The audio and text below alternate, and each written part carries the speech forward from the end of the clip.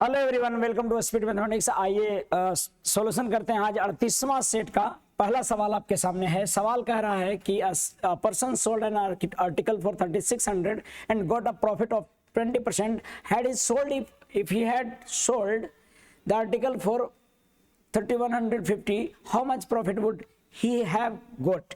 यानी कि अगर वो बेचता कोई सामान को बेचा 3600 में तो 20% लाभ हुआ। अगर वो 3150 में बेचता तो कितना लाभ होता। तो भाई सीधा सीधा बात है कि 120 मिला, अगर वो 36 में बेचा 3600 में तो 3150 में बेचेगा तो कितना होगा। तो ये कैलकुलेट करके लाइएगा तो 105% होगा और 105 में बेचेगा यानी कि 5% लाभ। ये बात एकदम हजम नहीं हुआ होगा। मैं आपके अनुसार बताता हूं। एक व्यक्ति 3600 रुपये में बेचा, 20% लाभ हुआ यानी कि 120 में बेचा होगा।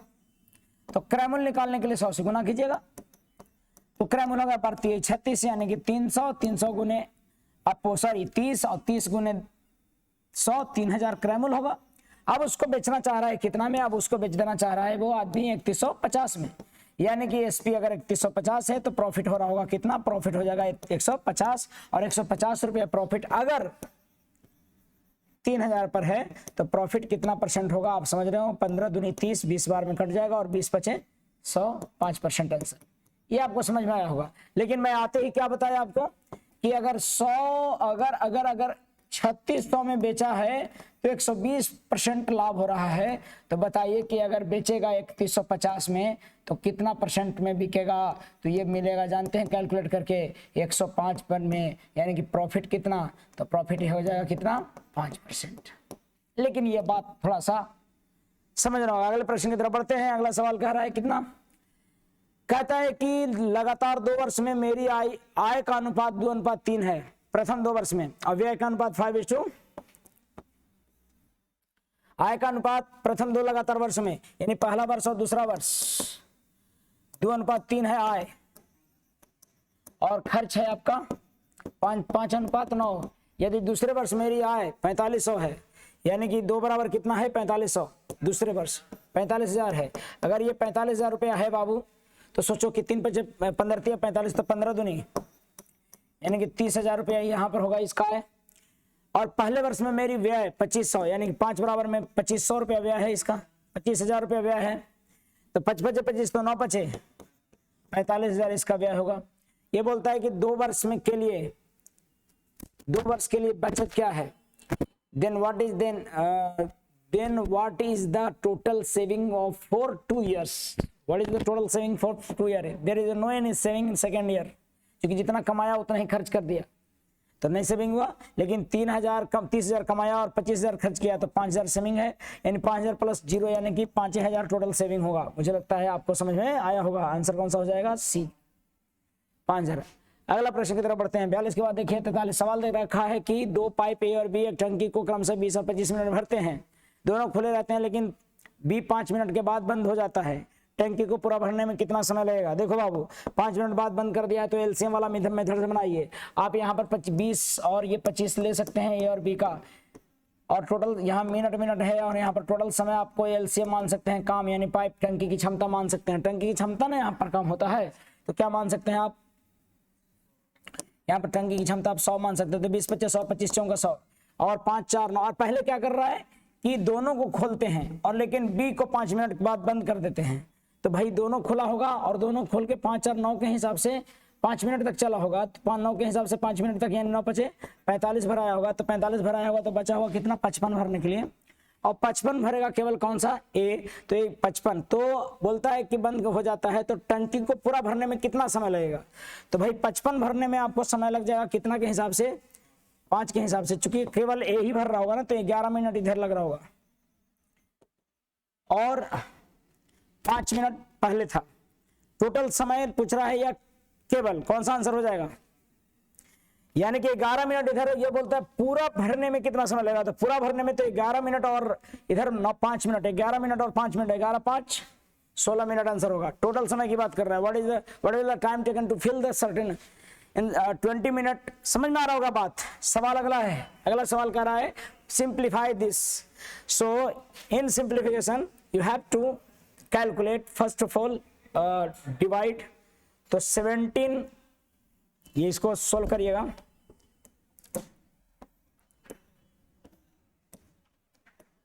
क्या लिखिएगा भाई, 17 माइनस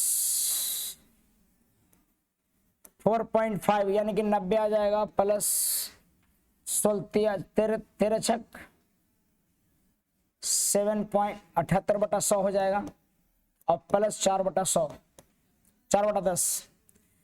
क्या आपको समझ में आ रहा है? ये कटेगा तो 45 दूनी 90, 1/2, ये आपको 39 और 50 दूना 100, और ये आपका आया कितना? या फिर एक काम करिए, इसको काटिए मत, चूंकि डेसिमल में ऑलरेडी है तो मजा आ जाएगा अगर इसको काटते नहीं है। केवल 1/2 है तो ये 17 माइनस 0.5 लिख सकते हैं, और प्लस 0.78 लिख सकते हैं, और बाकी भी ये भी प्लस में था, केवल ये माइनस में है, तो इतना प्लस क्या लिख सकते हैं, 0.4 लिख सकते हैं। सबको कैलकुलेट कर देखेंगे तो 9 ये 5 यानी कि -1 हो, यानी कि -1 यानी कि प्लस में 0.68 होगा। नहीं, यहां पर इसको घटाएंगे तो -0.1 होगा, और घटाएंगे तो ये हो जाएगा 6.8, और ये 17 है, 17 प्लस कितना होगा, तो 17.68। आपको ऑप्शन कौन सा हो जाएगा, ये हो जाएगा। प्रश्न संख्या अगला सवाल कह रहा है कि what is the area of circle which area is equal to that of the triangle with the side 7, 24 and 25। You know that 7, 24 and 25 is right angle triangle, और 7, 24, 25 अगर राइट एंगल ट्रायंगल है और इसका एरिया की बात कर रहा है, तो आपको समझ रहे हो 7 से कटने वाला एक ही ऑप्शन में है, बरसते 84 ही हो जाएगा। ठीक है, एक ही ऑप्शन है 7 में। वैसे क्या होता है, ये एक सम राइट एंगल ट्रायंगल बन जाता है 7, 24, 25, और अगर इसका एरिया पूछता है तो हाफ गुने 7 गुने 24 हो जाएगा। एरिया ऑफ ट्रायंगल इज बरसते 84। मुझे लगता है कि समझ में आया होगा। राइट एंगल ट्रायंगल ट्रिपलेट याद होगा तो ये बन जाएगा सारा। सवाल अगला देखते हैं। अगला सवाल कह रहा है कि दो ट्रेनें एक ही दिशा में क्रमशः 72 और 36 की गति से चल रही हैं। 72 और 36 की गति से चल रही हैं। तेज गति से चलने वाली, धीमी गति से चलने वाली रेलगाड़ी में बैठा व्यक्ति, देखो अगर व्यक्ति धीमी गति वाला में बैठा है, तेज गति से चलने वाली रेलगाड़ी धीमी गति से चलने वाली रेलगाड़ी में बैठे व्यक्ति को 5 सेकंड में पार करती है, तो तेज गति से चलने वाली रेलगाड़ी की लंबाई क्या है? तो धीमी गति में बैठा है इसलिए तेज की लंबाई पूछ रहा है, तो याद रखिए तेज गति वाली ट्रेन की लंबाई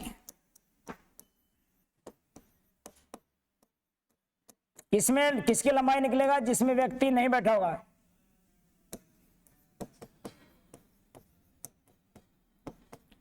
बराबर 72 के चाल से और 36 की गति से चल रही है। अब दोनों एक ही दिशा में चल रही है, विपरीत में एक ही दिशा में, तो एक ही दिशा में चल रही तो सापेक्ष चाल माइनस होता है। और कितने देर में पार कर रही है? 5 सेकंड में। सेकंड में पार कर रही है तो इसको 5/18 करके किलोमीटर प्रति सेकंड से किलोमीटर प्रति घंटा से मीटर प्रति सेकंड में बदलिए और 5 सेकंड से गुना कीजिए, ट्रेन की लंबाई निकल जाएगा उसकी जिसमें व्यक्ति नहीं बैठा है। तो कितना हो जाएगा ये? 6, 6, 12, 36 दूनी 18 दूनी 36, यानी 36 गुने 5/18 और गुने 5 है तो 18 दूना 36, 5 दूना 10, 10 पचे 50, यानी कि आंसर कौन सा हो जाएगा? सी। क्लियर हो रहा है बात? अगला सवाल देखते हैं। अगला सवाल आपके सामने है, कहता है कि a student multiply a number by 4। ये पैकेज का हुबहू सवाल है। एक स्टूडेंट है multiply a number by 4/5 time instead of 5/4। What is the percentage in the calculation? ये कह रहा है कि एक लड़का है जो किसी संख्या को, विद्यार्थी ने किसी संख्या को इतना 5/4 से के बजाय गुना कर दिया 4/5 से। 5/4 के बजाय कितना से गुना कर दिया? 4/5 से। यानी कि किसी संख्या x में अगर गुना करना था 5/4 से, वो गुना कर दिया 4/5 से। तो कितना गलती किया? ये सही था और ये गलत हो गया। अगर सही और गलत को देखा जाए अनुपात निकाल के, तो यहाँ पर पहले अनुपात निकाल लीजिएगा ताकि कितना गलती हुआ अनुपात में ही पता लग जाएगा। 1 से x कैंसिल और 5/25 अनुपात 16 हो जाएगा। आप देखेंगे तो 25 से 16 हो जाएगा, अर्थात त्रुटि कितना हुआ? 9 कम हुआ तो 9 त्रुटि हुआ कितना में? 25 में। तो कितना परसेंट त्रुटि हुआ? तो 9 25 में, तब 9 चौका 25 चौका 100, 9 चौका 36% की त्रुटि हुआ। आप देख रहे होंगे आंसर हो जाएगा 12। क्लियर है? और ये तो खैर डायरेक्ट वैल्यू पुट करना था, है कि नहीं, ये वाला में डायरेक्ट वैल्यू पुट करना है। यहाँ पर पी क्यू का मान दिया हुआ 5 दू, तो पी का वैल्यू तो 5 दूनी 10 माइनस 3 क्यू यानी 3 दूनी 6 अनुपात 5 3 15 माइनस 5 दूना 10 यानी कि 4 अनुपात 5। आंसर हो जाएगा सी, 48 का सी। प्रश्न अगला देखिएगा। सवाल है कि 1200 की राशि पर 20% प्रतिवर्ष की दर से 2 वर्षों के लिए चक्रवृद्धि ब्याज क्या होगा जब ब्याज वार्षिक रूप से संयोजित हो। अगर ईयरली कंपाउंडेड होगा तो 1200 की राशि 20% की दर से 2 वर्ष के लिए सीआई तो आसान है भाई।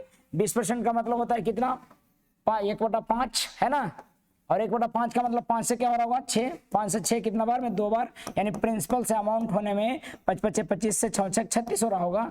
और कितना की राशि 1200 की राशि, यानी कि आप लिख सकते हो कि 25 बराबर 1200 है, तो हमें निकालना है 36 बराबर। ब्याज पूछ रहा है या फिर क्या चक्रवृद्धि ब्याज पूछ रहा है, तो ब्याज तो हमारा केवल कितना हुआ, केवल 11 हुआ। 11 से काट दीजिएगा, 25 चौका 100 बरचों का 48, 48 प्लस 48 यानी कि 528, 48 गुने 11 528। क्लियर है। तो प्रिंसिपल और अमाउंट देता है, आप सबों को पता होगा, ये तरीका मैं बता रहा हूं जो मुझे लगता है कि ये बातें बिल्कुल स्पष्ट हो रही होंगी और मुझे आपको सबको समझ में ये आ रहा होगा, है ना। सवाल अगला देख रहा हूं। देखो भाई रिकॉर्डिंग में खुद मैं अकेले करता हूं तो कभी बार मैं गायब हो जाऊं, ऑफ स्क्रीन हो जाऊं तो परेशान ना होना है। सवाल अगला देख रहा हूं मैं। कह रहा है कितने वर्षों में साधारण ब्याज किसी निश्चित ब्याज दर पर राशि के समान होगा यदि ब्याज दर प्रतिशत भी समान है। यहां पर प्रश्न में त्रुटि है। प्रश्न ये करना है कि ब्याज दर पर राशि के समान होगा, यहां पर लिखना था कि कितने वर्षों में साधारण ब्याज किसी निश्चित ब्याज दर पर समान समय के लिए यदि ब्याज दर का प्रतिशत भी साधारण ब्याज के मान के समान होगा। ये कह रहा है कि ये क्या कह रहा है पता है, किसी धन, ये है सवाल, क्वेश्चन त्रुटिपूर्ण था बाबू, इसको राउंड कर दीजिएगा, ठीक है। इसमें सवाल जो दे रखा है कि प्रिंसिपल ब्याज बराबर ऐसा ही हो जा रहा है यदि रेट और टाइम आपको बराबर देता है तब, यानी कि उसी दर से उसी समय के लिए उतने ही समय के लिए उतने ही दर से, यानी दर और समय समान है तो किसी धन का ब्याज बराबर हो जाता है मूलधन के, ब्याज बराबर होता है मूलधन के। तो ब्याज क्या हो जाएगा भाई, P गुने R यानी कि X% गुने T यानी कि X वर्ष बटा 100, यानी कि मूलधन के बराबर ब्याज होगा और रेट बराबर टाइम होगा। यहाँ पर लिखना था कितने वर्षों में साधारण ब्याज किसी निश्चित ब्याज की दर के समान होगा यदि ब्याज दर के प्रतिशत भी साधारण ब्याज के समान है। यहाँ पर ब्याज दर का प्रतिशत समान दर नहीं है, यहाँ पर क्या कह रहा है, मूलधन ब्याज के समान है और दर समय के समान है। यहाँ पर क्वेश्चन में त्रुटिपूर्ण है, ये प्रश्न गलती है, ठीक है। दर समय के समान और मूलधन ब्याज के समान तब ऐसा होगा, और कटेगा ये P से P कैंसिल, तो यानी कि x स्क्वायर बराबर यहाँ पर हो जाएगा 100, यानी कि x बराबर कितना हो जाएगा 10% कहिए या 10 वर्ष कहिए, दोनों बराबर होगा क्योंकि रेट भी 10% और समय भी 10 वर्ष। यहाँ पर समय पूछ रहा था इसलिए इसका आंसर क्या हो जाएगा आपको 10 वर्ष। प्रश्न अगला बढ़ता हूँ, 50 के बाद देखिएगा 51 नंबर सवाल कह रहा है सिंप्लीफिकेशन का। सिंप्लीफिकेशन अपने से किया कीजिए, मुझे लगता है कि बन जाता होगा। अभी इतने बार सिंप्लीफिकेशन सॉल्व करके आपको हमने बताया है, अब बनेगा आपसे 72 है तो पहले तो ऑफ का क्रिया और डिवाइड का क्रिया निपटा दीजिए। तो ऑफ का क्रिया 5 3 15 9 8 72, यानी कि 8 + 3 - 6 - 5 + 15 -10 5 दूनी 10 5 दूनी 10 और 1 11 में से 2 गया 9, यही आ रहा ऊपर में। और नीचे में क्या आ रहा है 4 दूनी 2 दूनी 4 यानी कि 2 + 2 - 2 चौका 8 6 चौका 24 + 7 चौका 28 - 4 24 24 4 28, ये आ रहा है। आप देखिएगा तो यहाँ पर दिख रहा होगा 8 3 11, जोड़िए माइनस में हो गया 6 5 11 और 8 3 11, तो ये तो कैंसिल हो गया 11 से 11, और 15 में से 9 गया 6, ठीक है। और नीचे में देखिएगा 24 से 24 कैंसिल, और यहाँ पर 4 बचा, यानी कि 3/2। आंसर कौन सा? सी। क्लियर है? 51 का सी। आप कैलकुलेट करते तो आंसर आता। अगले प्रश्न की तरफ बढ़ते हैं। अगला सवाल कह रहा है कि 13 संख्याओं का औसत 42 है, यदि एक 14वीं संख्या को शामिल कर लिया जाए। 13 संख्याओं का औसत कितना है? 42 है, 14वीं संख्या के शामिल कर लिया जाए तो औसत 44 होता है। मतलब कि 13 संख्याओं का औसत कितना था? 42 था, और 14वीं संख्या अगर शामिल कर लिए तो 14वीं संख्या शामिल कर लिया तो औसत कितना हो जाता है? 44 हो जाता है। यानी कि 14वीं में 14वीं संख्या क्या है? तो 14वीं संख्या जो है बाबू वो है, पहले तो 42 रहा ही होगा या 44 रहा होगा, और सभी के लिए 2 बढ़ाया होगा, यानी 13 दूनी 26। तो 26 और 44 कितना हो जाता है? 70। आंसर इसका कौन सा होगा? 70। लेकिन सर सवाल है कि अगर मान लीजिए कि मुझे डायरेक्ट नहीं आता है तो कैसे बनाएंगे? तो 13 का औसत कितना था? 42, और 14 का औसत कितना है? 44। आप यहाँ पर क्या कीजिए कि अंतर निकालिए, इसका कितना बढ़ रहा है? 1, और यहाँ कितना बढ़ रहा है? 2, ठीक है। अब ध्यान दीजिएगा, इसको से गुना कीजिए इसको, और इससे गुना कीजिए इसको, जो आएगा सो 14वीं का आएगा। तो 14वीं का कितना आ जाएगा? 13 दूनी 26, और प्लस ये 1 गुने 44, तो 26 और 44 वही आ जाता है कितना? 70। तो ये तरीका या फिर सोचने वाला तरीका, ये दोनों में से कोई एक तरीका आपको समझ में आनी चाहिए। ये सवाल था आपका 52। मैं 53 सवाल की तरफ बढ़ रहा हूं।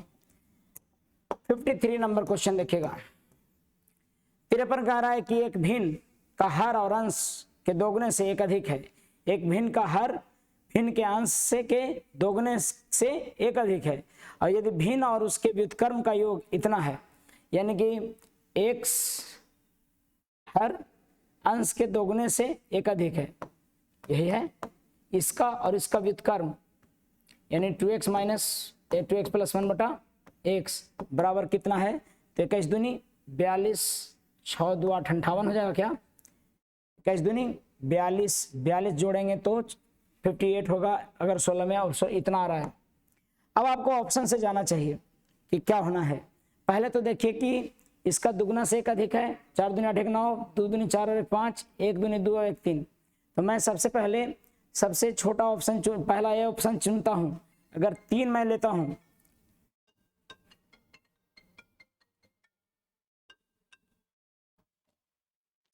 पहला ऑप्शन लेता हूं, तो सोचो जरा सा, इनका व्युत्क्रम जोड़ूंगा तो आएगा क्या? इनका व्युत्क्रम सब तो आपको फुलफिल हो ही रहा है, सब तो आपको दुगना से एक अधिक है ही। तो इसको जोड़ के देखिए 7/3 से क्या आएगा? 3 3 9 7 7 49, 49 और 9 नहीं आएगा, सॉरी 3 3 9 7 7 49, 49 और 9 कितना? 58 ही हो रहा है। क्लियर है बात?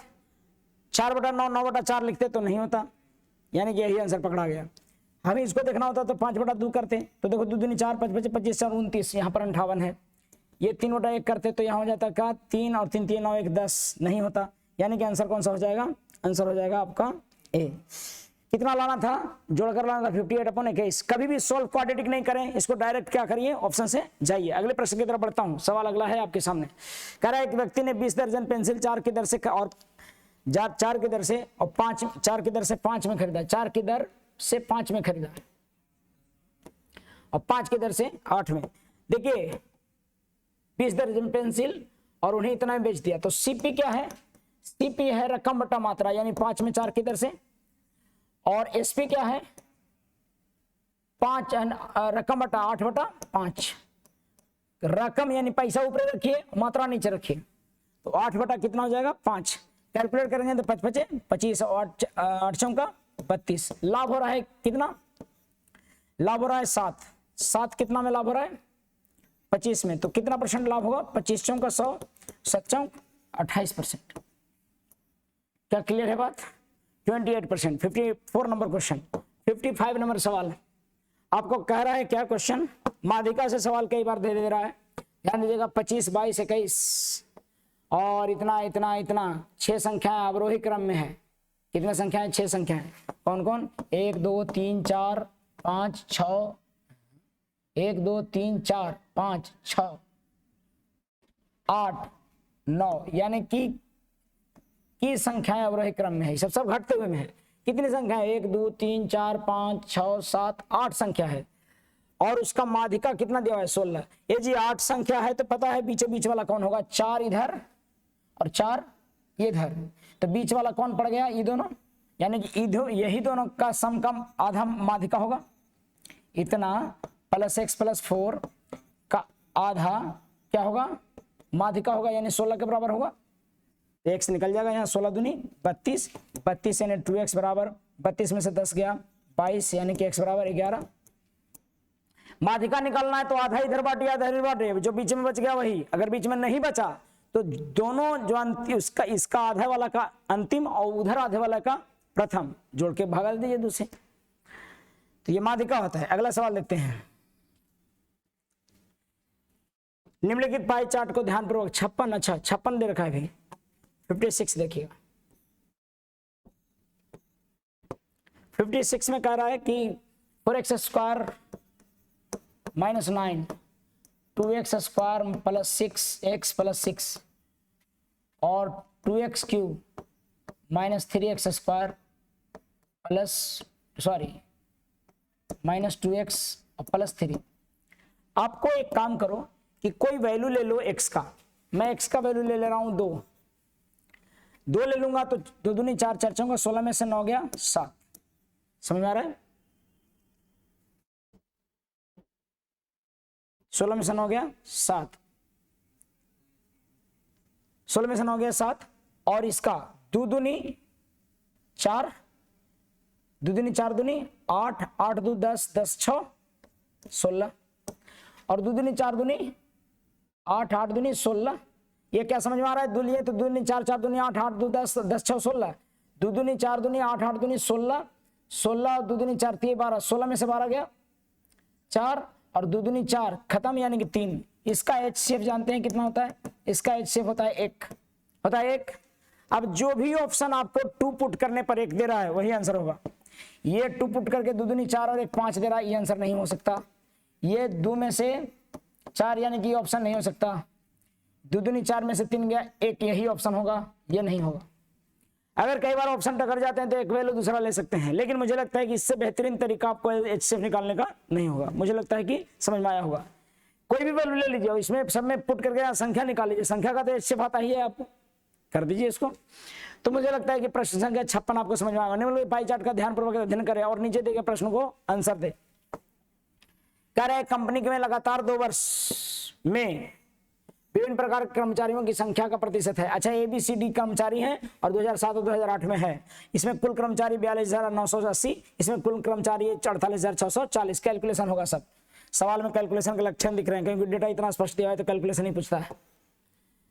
कंपनी 2008 में A प्रकार के कर्मचारी का 2007 में उसी प्रकार के कर्मचारी से कितना % है। तो देखो पहले तो अनुपात निकाल लो, या फिर अब बटा में कर दो, जैसे भी निकल जाएगा पता लग जाएगा। 2008 में A प्रकार के कर्मचारी, 2008 में A प्रकार की कर्मचारी, तो 2008 में A प्रकार के कर्मचारी कितना है, 48,640 का A प्रकार के कर्मचारी 48,640 और 42,980, 48,640 और 42,980। इसका कितना %? इसका कह रहा है कि 2008 के में A प्रकार के कर्मचारी, 2007 में उसी प्रकार यानी कि A प्रकार के ही कर्मचारी है ना। तो कितना है A प्रकार के कर्मचारी, इधर देखिए, इसमें A प्रकार के कर्मचारी 20%, 7 वाला में, और इसमें 22%। तो इसका मतलब कि 2007 प्रकार कर्मचारी इतना के कर्मचारी से कितना प्रतिशत था, तो 2008 वाला ना, यानी कि 42,980 का 22%, 48,640 के 20% का कितना % है, तो 100% से गुना कीजिए। ठीक है, यही बोल रहे हैं ना। इसका यानी कि 2008 वाले के कर्मचारी का इतना वाला 7 वाला, तो 2007 वाला ही था और ये 2008 वाला है, तो इसका कितना %? 42,900, 2008 वाला का 48,680। अच्छा, मैं गलत लिख दिया, 48,680 2008 वाले का। तो 2008 वाला का नीचे रखना है 48,680, 2008 वाला को नीचे रखना है, इसमें लिखना है 22% और इसमें लिखना है कितना परसेंट, 20%। 42,980 यानी कि 2008 वाला, ये 42,980 का कौन से ईयर का है, 42,980 2007 का है और ये वाला 8 का है, उल्टा लिख दिया था वैसा, 2007 का है, ये 2008 का है। तो 2008 का वाला का नीचे रखना है, उसका 22% होता है ना। ये 2008 वाला का कितना परसेंट है, ए वाला में है 2000, ए वाला में कितना 22%। तो मैं यहां पर इसका 8 वाले का 22% और 9 वाले का 7 वाले का 20% का कितना परसेंट कैलकुलेशन करके जो आएगा सो आंसर होगा। इसका आंसर दे रहा था सी, मुझे लगता है कैलकुलेट करके अपने से देखिए। अगले प्रश्न की तरफ बढ़ता हूं। यदि 2008 में डी प्रकार के कर्मचारियों की संख्या 5000 है तो यह संख्या उस वर्ष के कंपनी में कुल कर्मचारियों का कितना परसेंट है। देखिएगा, डी प्रकार के कर्मचारियों की संख्या 5000 है तो यह संख्या उस कंपनी में कुल कर्मचारियों का कितना परसेंट है। डी प्रकार के कर्मचारियों की संख्या कितना है, 5000। ए बाबू जरा सा सुनिए, डी में यहां पर कितना है, किस वर्ष में, 2008 में। डी वाला कितना है, 2008 में डी वाला है 9%। 2008 में डी वाला है कितना परसेंट, 9%। और कर्मचारियों की संख्या 5000 है, यानी कि 9 बराबर 5000 है, 9 बराबर कितना है 5000। तो यह संख्या उस कंपनी में कुल कर्मचारियों का कितना प्रतिशत है। ये 5000 है, सो कुल कर्मचारियों का कितना परसेंट है। तो भाई साहब डी प्रकार के कर्मचारी 9 है ना, कुल कर्मचारी कितने हैं 5000। डी प्रकार के कर्मचारियों की संख्या 5000 है तो यह संख्या उस वर्ष कंपनी में कुल कर्मचारियों का कितना परसेंट है। अच्छा, इस वर्ष कुल कर्मचारी कितना है 48,600 और डी है सो 9% है कुल कर्मचारी का। यहां पर कुछ बात हजम नहीं हो रहा, इंग्लिश वाला पढ़ाता हूं। If the number of employee of D type 2000 इतना, then this number is what percent of the total employees in the company in that year। यानी कि 5000 किसका, 5000 उस वर्ष में कुल कर्मचारियों का कितना परसेंट है। तो डी प्रकार के कर्मचारियों का अगर यदि ऐसा दिया हुआ है तो कोई बात नहीं, 5000 निकाल दीजिए। कुल कर्मचारी कितने थे आपके, 82। कितना डी में है 2008 में, कुल कर्मचारी कितने हैं, नहीं कुल कर्म संख्या 2008 में था 49,000 कुल था, कितना हम लिखे थे 48,640, 48,640 और गुने 100 परसेंटेज में निकल जाएगा जो आएगा कैलकुलेट करके। लगभग में लगता है कि दे रखा है, कितने बार में कटेगा ये, इसका लगभग 50,000 के करीब है तो लगभग में ये 10% आएगा। कितना होगा 10% लगभग में आएगा। एक बार देखिएगा, ये अप्रोक्स में आना चाहिए क्योंकि देखिए ये कुल संख्या हमारा दिया 48,600 और उसमें कह रहा है डी प्रकार के कर्मचारियों की संख्या आदि 5000 होता है तो 48,600 में 5000 कितना परसेंट होता है वही तो पूछ रहा है। ठीक है, आगे बढ़ता हूं। 2007 से 2008 तक किस प्रकार के कर्मचारियों में अधिकतम परिवर्तन हुआ। 2007 से 8 तक किस प्रकार के कर्मचारियों में अधिकतम, यानी कि सबका परसेंटेज निकालना होगा। कौन सा आंसर होगा, सबका परसेंटेज निकालना होगा बाबू। देखो 2001 ए में कितना, इसका 20% निकालिए, बहुत कैलकुलेशन है, कैसे निकालेंगे 42,980 का 20% और बदलाव देखिए किसमें अधिक होगा 48,640 का कितना परसेंट 22%। तो बदलाव ज़्यादा का नहीं होगा, लेकिन ये बी में 6 है और ये 10 है, ये थोड़ा बदलाव ज़्यादा है, 10 और 11 है, थोड़ा ज़्यादा बदलाव है, 10 और 11 भी लगभग है तो ये नहीं हो सकता है। ये भी ज़्यादा बदलाव नहीं है, 2% का, 6 से 4 है, ये हो सकता है। 15 ये 9 है और 9 से 15 ये 6 का अंतर है, नहीं ये हो सकता है बाबू, हमको देखो 27 और 27 है तो इसमें तो एकदम परिवर्तन नहीं होगा, लगभग थोड़ा मोड़ा बराबर है। 22 और 21 भी नहीं होगा। अब देखना ये दोनों में कौन कौन 6%, यानी कि इसका कितना परसेंट 6% और इसका कितना परसेंट 10%। लेकिन 42,980 का अगर मैं 15% कहूं और 48,640 का अगर मैं 9% कहूं तो ये बहुत ज्यादा का डिफरेंस हो जाएगा। यहां पर 4 का अंतर है जबकि यहां पर कितना 6 का अंतर है, यानी कि आंसर कौन सा हो जाएगा इसका डी होना चाहिए आंसर। ये आंसर कौन सा होगा डी। तो कौन है आंसर हो जाएगा इसका आंसर बी होगा। समझ रहे, अनुमान सही मारना है। 59 के बाद 60 क्वेश्चन नंबर 2007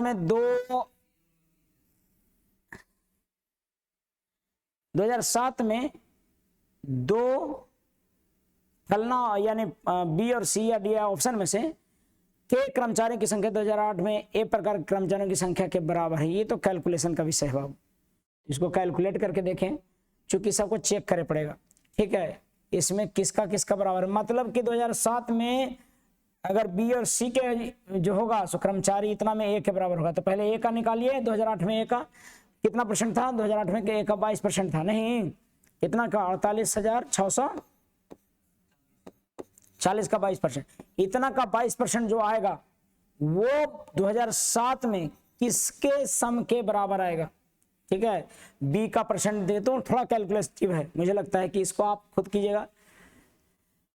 मैं ये सॉल्यूशन इस तरह से है जो कैलकुलेटिव है, थोड़ा सा उसको एग्जाम में छोड़ के भी चलेंगे और नहीं तो अपने से कर सकते हैं। चेक करना पड़ेगा एक एक का निकाल के कि भैया 2007 में जो था बी का और सी का कितना परसेंट था और कितना टोटल था, उसका कैसे निकालेंगे योग। तो सोचिए करके देखना है। हालांकि आपको यहाँ पर जो भी दिया हुआ है, मान लो कि हमको बी और किसका दिया हुआ था 2007 में बी और सी का, तो 16% आपको निकाल दीजिएगा डायरेक्ट किसका इतना का। 16% इसके 22% के बराबर होगा क्या, हमको तो नहीं लगता है। फिर किसका परसेंट कौन सा था, फिर कह रहा था बी और सी नहीं ए और सी। तो ए और सी अगर देखते हैं तो इसका 22% ए और सी के बराबर होगा क्या, इसका 22% निकालना है चूंकि ए वाला 22 और इसको कौन सा था